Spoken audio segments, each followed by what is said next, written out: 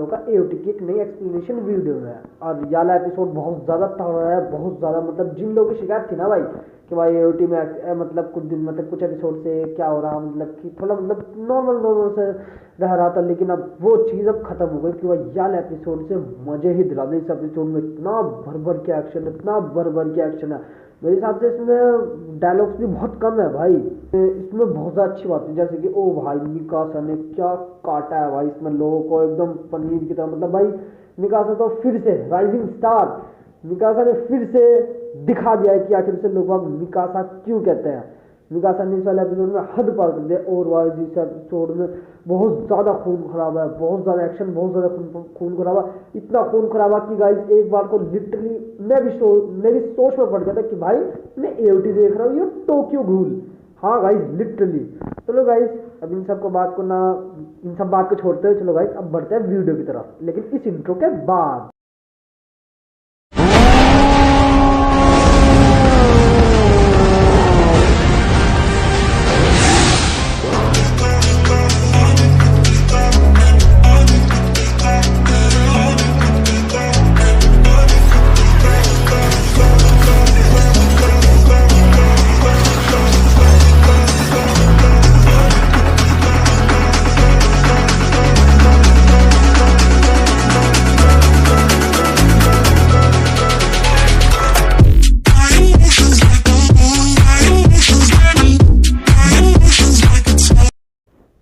तो guys episode की starting में हम लोग को दिखा जाता है कि रायन की जहाँ पे पिछला एपिसोड नहीं खत्म होता, वे लोग अपने दोस्त को मारते एकदम से रोने लग जाते हैं।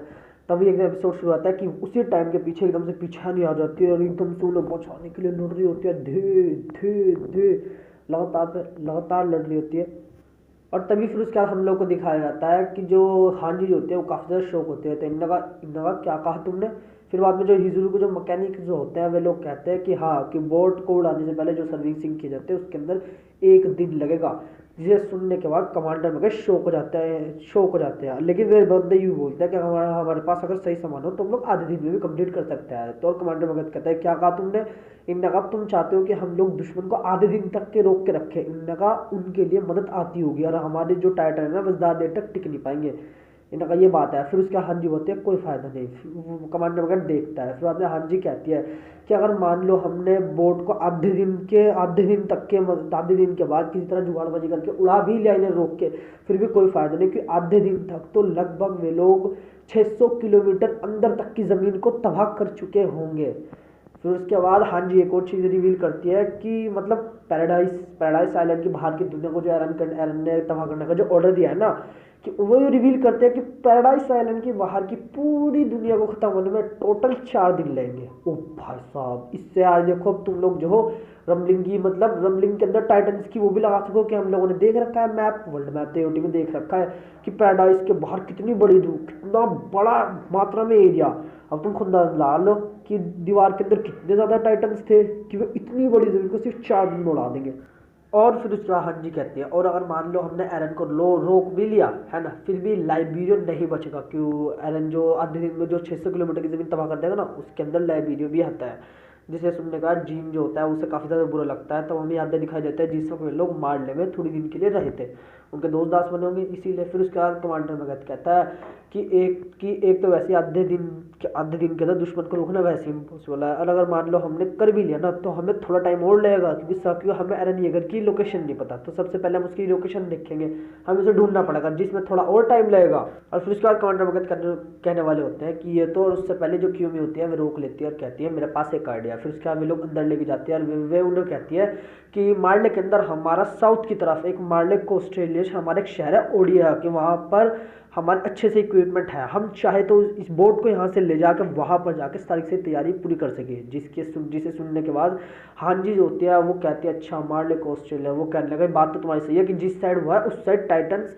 आने वाले तो है नहीं इतनी जल्दी। फिर उसका कमांडर वगैरह थोड़ा सोचता है इस चीज़ पे, उन्होंने कहा ये सही प्लान लग रहा है। और फिर बाद में कमांडर वगैरह कहते हैं कि मुझे फ़र्क नहीं पड़ता, मुझे इतनी चीज़ पता, हम लोग यहाँ पर अभी करंटली से उड़ा के लेके जा नहीं सकते। फिर बाद में वे एक ही बात कहें, इसे हमें शिप के साथ घसीट के लेके जाना पड़ेगा। तब वे मैकेनिक्स को कहते हैं कि क्या शिप के अंदर कोयले हैं, जिसका वे कहते हैं है, बस हमें तैयारी करनी पड़ेगी, तैयारी में लगभग आधा घंटा लगेगा। तो कमांडर वगैरह कहता है कि आधा नहीं, तुम्हें 15 मिनट मिलेंगे, कर लो, और अगर मर गए तो हिजरू के साथ साथ पूरी दुनिया तबाह हो जाएगी, समझे, तो इसीलिए जियो।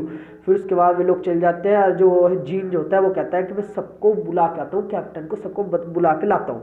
और जो हांजी जो होती है वो कहते हैं मैं मिकासा को बता के आती हूँ। और तभी हमें सीन दिखाया जाता है, अगला सीन दिखाया जाता है। और तभी उसके बाद हम लोग को दिखाया जाता है कि जो एनी जो होती है वो लड़ रही होती है, वो बंदों को बजा रही होती है, और तभी उसके पीछे एक बंदा होता है, खन्ना स्पिन मारने बोलता है, लेकिन बिकॉज जो दबा के बुत मारते हैं, मतलब बुतनी लात मारती है, और उससे कहती है कि प्लान में चेंज है, अब हम लोग, मतलब वही बात कहते हैं, अब हम लोग महल में जाकर सर्विसिंग करेंगे। इनने कहा इसीलिए अब मैकेनिक जो है ना वे लोग शिप के अंदर जाएंगे, उनकी रक्षा करो, फिर बाद में उन्हें 15 मिनट लगेंगे, तो इसीलिए पूरे 15 मिनट उनकी शिप की रखवाली करना, ठीक है। फिर बाद में क्या होता है, मैकेनिक जो होते हैं वे लोग बोट के अंदर जा रहे होते हैं, लेकिन तभी फ्लोच उन्हें देख लेता है, फ्लोच ऑर्डर देता है इनका वेरे मकरम मारो साले को। लेकिन तभी क्या होता है, क्या तभी विकास आते हैं, एक के मार दिया दबा के, और तभी उन लोग का ध्यान भटकता है, हाँ जी आके टपकती है, वो लोगों को तुर सबको फिरकी की तरह उड़ा के फेंक देती है। और तभी फ्लोच जो होता है वो इतने में बंदूक निकालता है, दोनों को मारता है धड़, लेकिन दोनों के दोनों वहां से भाग जाते हैं। और फिर क्या फ्लोच सोचता है कि वे लोग शिप क्यों ठीक कर रहे हैं, आखिर वे लोग करना क्या चाह रहे हैं। जिसके बाद फ्लोच का दिमाग ऐसे ट्रिगर होता है, ये क्या, तो एक ही बात कहता है कहीं वो, और फ्लोच लिटरली समझ जाता है कि हाँ भाई ये लोग मारले में जाने के बाद मारले में जाने का उनकी सर्विसिंग करना चाह रहे हैं। इससे हमें एक चीज़ पता लगे, फ्लोच कोई बेवकूफ़ नहीं है, काफ़ी ज़्यादा अक्लमंद आदमी हो।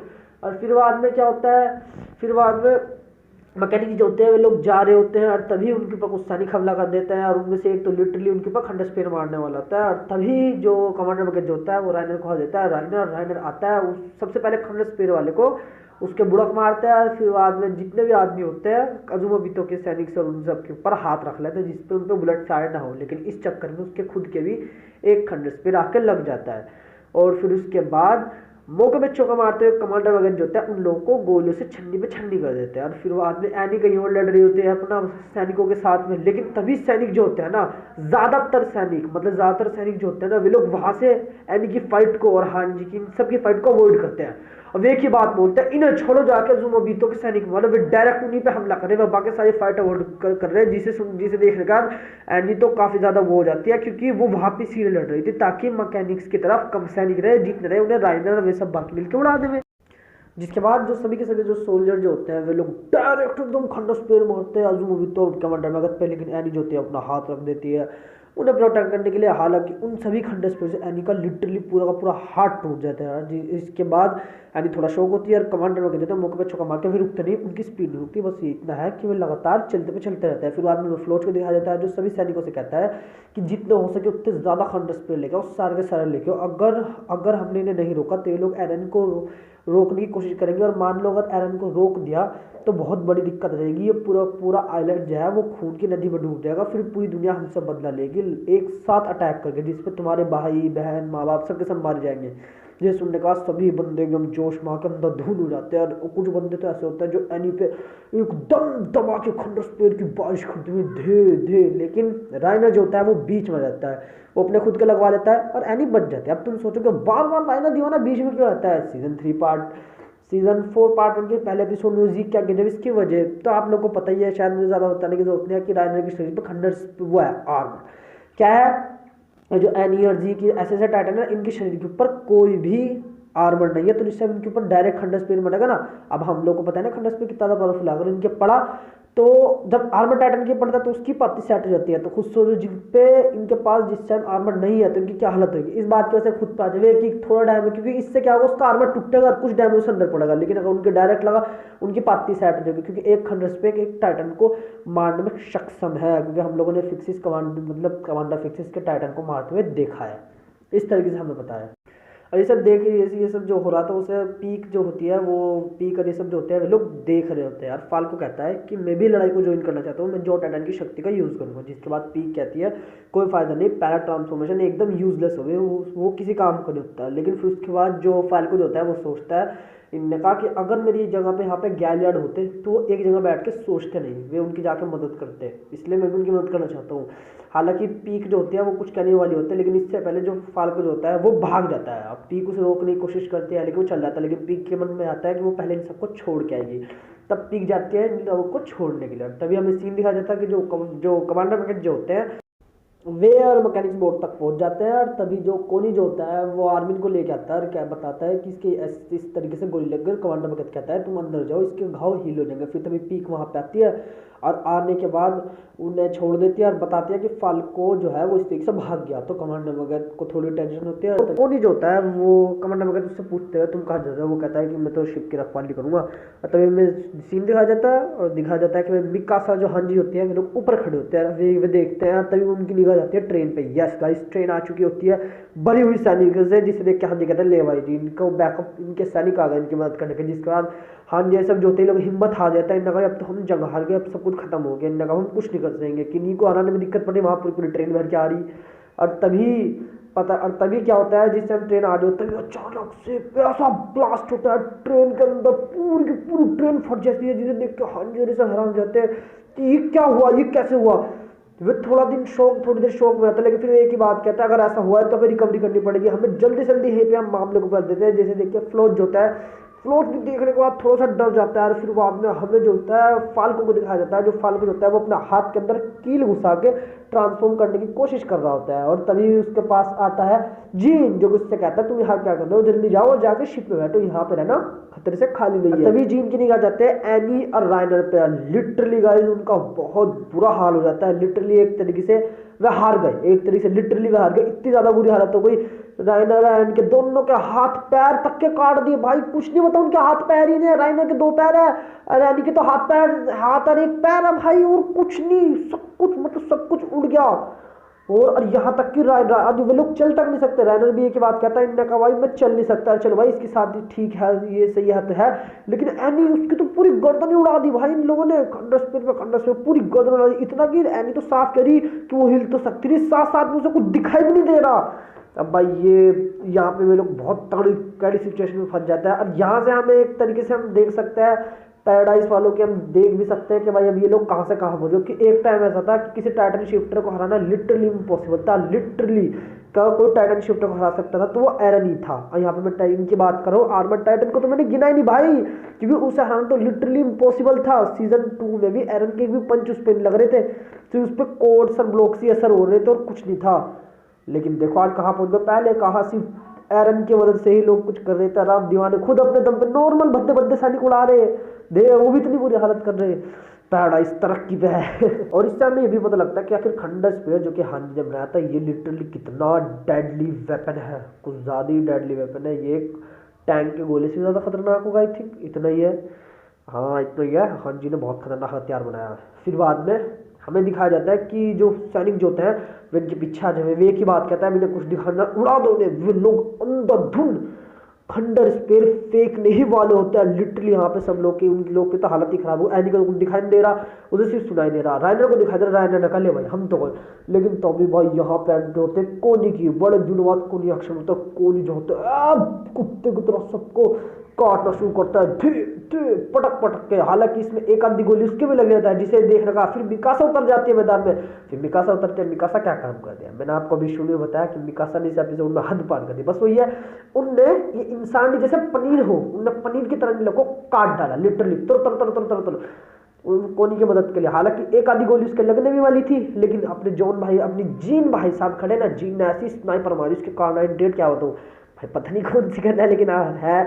और उनने उसके एकदम गन मार दी, जिसे देखने के बाद जीन कहता है कि हिचकिचाना नहीं, अगर हम हिचकिचाए तो रंबलिंग को नहीं रोक पाएंगे। जिसके बाद ये लोग ऐसे साफ ऑफ करते हैं और फिर एकदम से दोबारा फाइटिंग में लड़ने उतरते हैं। फिर तभी क्या होता है, फाइट के अंदर एंट्री मारती है कार टाइटन, यानी कि अपनी पीक एंट्री मारते हैं। वो कुछ सैनिकों को खाती है ना, लेकिन फ्लोच ये सब देखता है। उन्होंने कहा ये क्या हो गया, सभी सैनिक बिहार का ट्रेन भी तब हो गए, यहाँ पे पीक भी उतर गए मैदान में, कई लोग तो भारी पड़ रहे, कहीं वे लोग हिल हो रहे, राइनर है ये सब। तो फ्लोच कहते हैं एक काम करो, डरना नहीं, एक चीज याद रखना, किंग फ्लोच कह के बात करा कर उससे।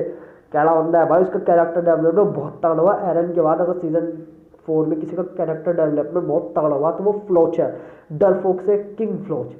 वाह कितना लंबा सफर है। फ्लोच बिल्कुल डरे हुए एक ही बात कहता है, इनका का एक काम को जितने भी खंडर स्पेयर है कार्ड टाइटन को ठोक दो, इनका ये ताजी ताजी से ताजे के ताजे को खत्म कर दो। फिर इसके वे समझौते हैं जाते हैं अब पीक की तरफ अंधाधुंध खंडर स्पेयर फायर करते हैं। हालांकि आप लोगों को पता ही है कि कार्ड टाइटन सेकंड सबसे फास्टेस्ट टाइटन है तो इसलिए वो भाग के बचता है, लेकिन उसके पीछे भी इतनी ज्यादा तेज समात है कि उससे वो एक टाइम पे एक्सप्लोजन के बीच में हुए, जिसे देखने का वो भी थोड़ा हैरान हो जाता है। तभी सब कुछ स्लो मोशन में हो जाता है। तो मिकासा वहां ठोक रही है, हंजी वहां मार रही है, जीन जो होता है वो गोली लेके खड़ा है।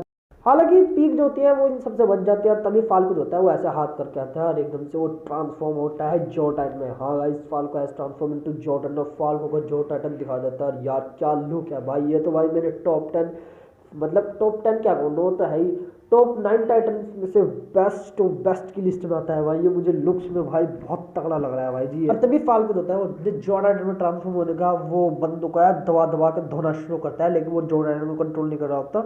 और तभी जो जीम जो होता है वो इन सबको देखता है, वो समझ जाता है ना कोई पास सा इनकी तरफ हो चुका मतलब मामला हो सके, तभी वो सबको कहता है इनका कहा जल्दी जल्दी करो, यही मौका है, अगर अभी नहीं तो कभी नहीं। और सबके सब उसकी बात को रिपीट करते हैं। वहां से मिकासा बोलते हैं अभी नहीं, इधर से हांजी बोलते हैं कभी नहीं। लोग दबा दबा के मारना है, पनीर की तरफ काटना शुरू कर देते हैं बंदों को दबा दबा के। हद इतनी बढ़ जाए कि दूसरी साइड जो फाल्को होता है ना वो एक टाइम पे कहता है वो फ्लोच के सामने जो फ्लोच के सामने एकदम आता है, उसी के सामने उसके बंदों को गिरा गिरा के मारना शुरू करता है। और फ्लोच उसकी तरफ देखता है, वो फ्लोच की तरफ देखा, फोन की तरफ फ्लोच को देखते हुए ऐसा लंबा चीखता है दबा कर। फ्लोच को गुस्सा आ जाए उसके बंदों को उसके सामने मारा जाता।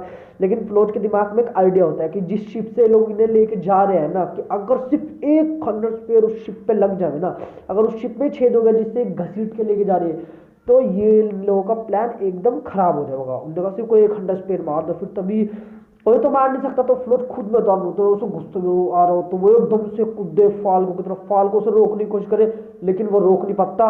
वो फाल्को को हल्का सा कटोरा देके भाग जाए, फिर वो भागता है, फिर तब एकदम से हाँ जी उसे रोकने की कोशिश करती है। और एनिमेशन तो आए हाय हाय क्या पूछो भाई, एनिमेशन को तो हांजी उसे रोकने की कोशिश करता है, लेकिन हांजी उसको तलवार भी मारती है, लेकिन वो बचता है, हांजी के लात मारता है और हांजी को भी पकड़ देता है। फिर तभी वो आगे बढ़ता है, फिर पीक उसे रोकने की कोशिश करता है, वो पीक के भी मारता है, पीक के खंडस पे मारता है, पीक से बच जाता है। और तभी वो जाता है वो शिप के एकदम सामने पहुंच जाता है, सबके दिल की धड़कने चलते हैं। वो कहता है अब मैं बचाऊंगा एल्डिया को, और एकदम सामने सबके सब एकदम शौक निकले भाई गए सबके सब। और उसके हाथों में खंडस पे होता है और वो मारने वाला वो टैप भी कर देता है बटन पे, लेकिन तभी क्या होता है उसके गोली आके पड़ती है छाती पे, पता नहीं कहाँ पे उसके हाथ, हाँ उसके हाथ पे, जिससे क्या होता है उसका हाथ का बैलेंस बिगड़ता है क्योंकि बटन तो दबा देता है और खंडस पे कहीं और गिर जाता है। और फ्लोच जो होता है वो पानी के अंदर गिर जाता है और शायद फ्लोच मर गया। आई थिंक शायद यही फ्लोच की डेथ है। तो गाइस किंग फ्लोच के लिए एक दो बदतमीजी से बहुत इनने वैसे बहुत बदतमीजी करी, लेकिन आप मजे मजे माजे हो रहा है। और इसे पता है किसने मारा, हमें दिखाया जाता है शिप खड़ी है गावी, गावी ने हर बार की तरह इसे भी ठोक डाला। ओ भाई साहब मुझे एक बात बता भाई, तो मुझे गावी के जब भी आते में गन देखो डर लगने लग जाए, बस दीवानी का निशाना ही नहीं चूकता। और जिसके मारे वो जिंदा नहीं बचता, कोई भी ले लो, चाहे देखो शासक के मारा वो जिंदा था, एरन के मारा वो तक के मर गया था, इसके मारा ये भी मर गया।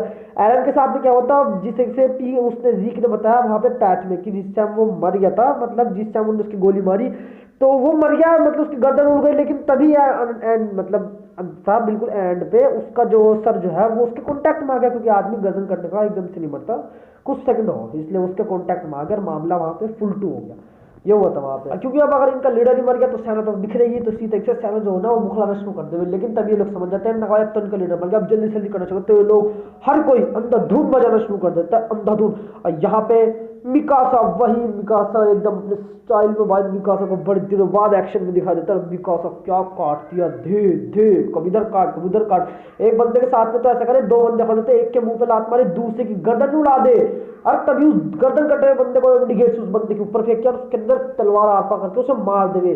और इतना नहीं वो बंदा वहां पर मर गया, लेकिन फिर भी मिकासा का कीड़ा है, मिकासा क्या काम करता है उसे बांधती है, बांधने का उसको इंडिकेट का बटन डालता है जिससे कि वो फट जाता है, और जिसपे लिटरली वहां पे खून की बारिश हो जाती है। लिटरली मिकासा पूरे खून में नहा लेती है, तुम खुद देखो किस कदर का इन लोगों ने खून खराब किया है। फिर तभी यहाँ के सभी लोग ये लोग मार देते हैं, और तभी उन्हें याकूब कहता है कि शिप तैयार है, अब हम लोग बैठ सकते हैं। फिर सभी जो लोग जो होते हैं हाँ जी कहते हैं, सबको ऑर्डर देते हैं कि अब जल्दी से जल्दी शिप में चलो, जिससे पहले और जाइग्रिस था। ये लोग जो होते हैं पूरी हालत में टूटे फुट्टे जा रहे होते हैं शिप के अंदर बैठने के लिए। जिस समय लोग शिप में बैठने के लिए जाते हैं तभी फाल को एकदम कूदता दबा के वो मार रहा था, क्योंकि जैसा मैंने कहा फाल को इनकॉन्शियस उसकी हालत वही होती है जो सीजन 1 में एरन की हालत हुई थी, जिससे उन्होंने पहला ट्रांसफॉर्मेशन किया था, एग्जैक्ट वैसी है। जिसके बाद पीक भी उससे कहते हैं कि फाल को सुनो यू मैं हूँ, मतलब वो कहते हैं इनका सब कुछ सही हो गया, दुश्मन खत्म होगा चलो, लेकिन वो उसकी तरफ देखता है, फिर क्या वो सीधे बजाना शुरू कर देता है, वो उसी से लड़ना शुरू कर देता है, वो पीक के ऊपर अटैक कर देता है। जिसके बाद कमांडर मैगथ कहता है तुम एक काम करो, सबके सब अंदर बैठ गए, इनका तुम एक काम करो इसे पकड़ के रखो। जिसके बाद पीक जो होती है उसे पकड़ के रखती है, और तभी कमांडर मैगथ उसे निकाल लेता है। निकालने का कहता है तुम बहुत बखूबी लड़े, उठाने के बाद उन याकूब को दे देता है, कहता है कि इसे लेके अंदर जाओ। फिर उसका वो पूछता है आप क्यों, आप क्या, वो कहता है कि मैं यहीं पे रहूंगा। फिर उसके बाद याकूब जो होता है वो मतलब फाल्को को लेकर अंदर चले जाता है, और गाबी कहती है कि फाल्को बच गया, कमांडर मैगथ ने उसे बचा लिया, ये अच्छी बात है। जिसके बाद पीक कहती है हाँ ये बहुत ज़्यादा मुश्किल काम था। गाबी कहती है कि वैसे अब कमांडर मैगथ कहाँ है, जिसके बाद वो कहती है जर्नल को, और तभी हमें कमांडर मैगथ को दिखाया जाता है। फिर उसके बाद जो कमांडर मैगथ जो होते हैं वो वहीं पे खड़े जाते हैं, और उनके ऊपर कुछ बंदे जो होते हैं वो फायर कर रहे होते हैं, और तभी वे छुप जाते हैं उनसे बचने के लिए, पलट के फायर करने की कोशिश करते हैं, लेकिन तभी कोई उन्हें मार देता है, पता नहीं कौन मारता है। फिर उसके बाद उनकी शक्ल दिखा जाता है कि वो और कोई नहीं कैट सैडस होता है, जिसे देखने का कमांडर मैगथ उनके ऊपर बंदूक तान देता है, और कहता है कि तुम ही थे ना वो जिसने ट्रेन फाड़ी थी। वो कहता है हाँ, लेकिन फिर उसके बाद वो कहता है, मतलब कमांडर मैगथ कहता है तुमने हमारी मदद क्यों, लेकिन उससे पहले पूछते हैं तुम यहाँ पे क्यों रुके। वो कहते हैं फिर उसके बाद कि ये देख लो ये शिप ये मारले के द्वारा, मतलब मारले के आदमी के द्वारा बंदूकों के द्वारा कब्जा करा गया है। ये मार्शल क्वेश्चन मारले का एक बहुत अच्छी टेक्नोलॉजी का एक शिप है। इसके बारे में मुझे बताया, ये इतना ज़्यादा फास्ट है कि वे लोग आसानी से हमारा पीछे करके हमारी शिप में छेद कर सके, इसीलिए मैं इसे यहाँ पे ऐसे ड्राइव दे सकता है। फिर उसके बाद वो कमांडर सेडास कहता है कि चलो मैं भी तुम्हारी मदद करता हूँ, और फिर उसके बाद वे लोग शिप के अंदर जाते हैं, और जो कमांडर मैगथ जो होता है वो चारों तरफ बारूद बिछा लेता है। वो कमांडर सेडास जो होता है वो निगरानी दे रहा होता है, और वो कहता है इनका वे लोग आ चुके हैं, लेकिन फिर उसका कमांडर मैगथ कहता है कोई फायदा नहीं। और फिर उसका कमांडर मैगथ कहता है तुमने उसका वो कहता है कि मैंने यहाँ पे बारूद बिछा दी, तुम चाहो तो यहाँ से निकल सको। जिसके बाद कमांडर सेडास कहता है कि नहीं मैं वैसे भी कोई अच्छी जगह ढूंढ रहा था मरने के लिए। फिर उसके बाद में कमांडर मैगथ कहता है कि तुम इतना सब कुछ क्यों कर रहे हैं, कि तुमने ट्रेन उड़ा दी, कि तुम्हें पता है इसकी वजह से पैराडाइज बहुत ज़्यादा दिक्कतों में आ सके। जिसके बाद कमांडर सेडास कहता है कि मैंने अपने कुछ स्टूडेंट्स को भागते हुए देखा, जिनके साथ में मतलब अपने कुछ स्टूडेंट को नोट्स में मारते हुए देखा, जिनके साथ एनी लोनार्ट भी थी, जिसके बाद मुझे पता लगा उनका प्लान क्या है। जिससे मैंने उनका प्लान सुना तो मेरी आंखें भर आई, और इसीलिए मैं उनकी मदद करने के लिए चला यार। मैं सोच लगा कि आज वो कितने ज़्यादा बड़े हो गए हैं। जिसका कमांडर मैगथ कहता है अच्छा। और फिर उसका कमांडर मैगथ कहता है कि अगर तुम ना होते, अगर तुम वो ट्रेन ना फाड़ते तो हम लोग आज मर चुके होते। तो एक तरीके से अगर तुम मरे तो तुम पता है इंसानियत के लिए एक बहुत बड़े मसीहा कहलाओगे जिसने इंसानियत को बचाया। जिसके बाद कमांडर सेठ कहता है इस तरीके से तुम भी कहलाओगे। और वो कहता है कमांडर मैगथ कहता है कि मैं अपनी खुद की तारीफ नहीं करूँगा, क्योंकि मैंने बहुत बुरे बुरे काम किए हैं। फिर उसके बाद वो उसे कमांडर सेडास को अपना रिग्रेट बताता है जो उन्होंने अपने दिल में छुपा रखा था। मैंने अपने देश की लड़ाई में छोटे छोटे बच्चों का यूज़ किया और चाकिया, और उन्हें मजबूर किया ताकि वो दीवार तोड़ने जैसा इतना बेकार और इतना घिनौना जुल्म करे। इनका ये सब कुछ मुझे बस हुआ कि अब मेरी ज़िंदगी में एक ही लक्ष्य रह गया कि वो छोटे छोटे बच्चे अपनी एक काफ़ी अच्छी ज़िंदगी जिए। जिसके बाद कमांडर सेडास कहता है कि हाँ वो कहता है अच्छा। वो कहता है कि अफसोस करने का कोई फ़ायदा नहीं, इतना है कि मुझे तुम्हारे पे बहुत ज़्यादा गर्व है। फिर उसके बाद में कमांडर सेडास जो होता है वो थियो मैगथ को अपनी बंदूक देता है, और कमांडर मैगथ कहता है कि वैसे, और फिर उसका कमांडर मैगथ से शुक्रिया कहता है, ना तुम्हारा शुक्रिया। लेकिन फिर उसके बाद वो पूछता है कि वैसे तुम्हारा नाम क्या है। फिर उसके बाद में वो बताता है कि मेरा नाम, क्या कमांडर सेडास अपना नाम बताता है कैट सेडास, और उसके बाद उनका नाम पूछता है, वो अपना नाम बताता है थियो मैगथ। और वो काफ़ी ज़्यादा वैसे होते हैं तो मतलब काफ़ी ज़्यादा इमोशनल, तभी वे बटन दबा देता है, पूरी की पूरी शिप ब्लास्ट हो जाती है। और ये काफ़ी ज़्यादा एक ब्यूटीफुल मूवमेंट, मतलब काफ़ी ज़्यादा ब्यूटीफुल डेथ है। ये काफ़ी अच्छी ब्यूटीफुल डेथ है। इससे आप लोगों को ये पता लगेगा कि ओटी के हर एक साइड कैरेक्टर का कितना बड़ा रोल होता है। तुम सोचो कैट सेडास एक साइड कैरेक्टर है, लेकिन सोचो अगर वो ट्रेन नहीं फाड़ता तो आज के टाइम पे लिटरली जो स्टोरी आगे जो होगी ना, वो सारे सारे इवेंट्स एक तरीके से होते नहीं। और थियो मैगथ भी अगर वो आज अपनी जान इस तरीके से फोड़ के नहीं देता, शायद आगे जो सब कुछ होने वाला है वो सब शायद नहीं होता। वे लोग उनकी शिप उस शिप में बैठ के उनसे तेजी में पहुंच वो शिप भी डुबा देते। इसके लिए एओटी के हर एक छोटे साइड कैरेक्टर जो होते हैं उनका स्टोरी में बहुत बड़ा इम्पैक्ट पड़ता है। अगर उन्हें कुछ हो गया तो पूरी स्टोरी बदल जाती है भाई।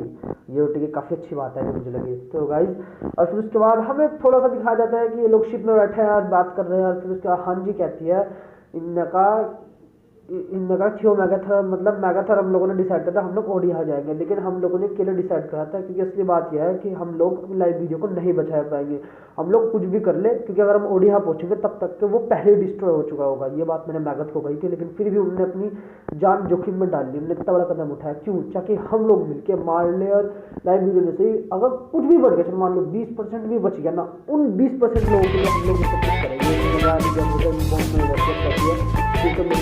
तो चारे लाल लड़ने का इनने कहा एक काम करो, मैं यहाँ से कूद रही हूँ कि मैं नहीं लड़ूंगी, बात खत्म। लेकिन फिर उसके बाद उसे थोड़ा समझाते हैं, वो थोड़ा नॉर्मल होती है। और फिर बाद में वो कहती है इनने कहा अगर ऐसी बात है तो मैं मिकासा तुम्हारे से फिर से पूछती हूँ। इनने कहा क्या तुम एरन को मार सकती हो, क्या तुम सब एरन को मार सकते हो क्या, लेकिन अगर मैं मारने की कोशिश करूँ तो तुम बीच में तो नहीं आओगी। इन्होंने कहा कह दो, लेकिन मिकासा कुछ नहीं कहती। और फिर उसके बाद में एनी कहती है कि लिटरली मैं थक गई हूँ अपनी ज़िंदगी में लोगों को मारते हुए लड़ते हुए, मुझे नहीं लड़ना तुमसे, एरन से, बाकी सबसे, मुझे कुछ नहीं करना, मुझे सिर्फ एक नॉर्मल ज़िंदगी चाहिए।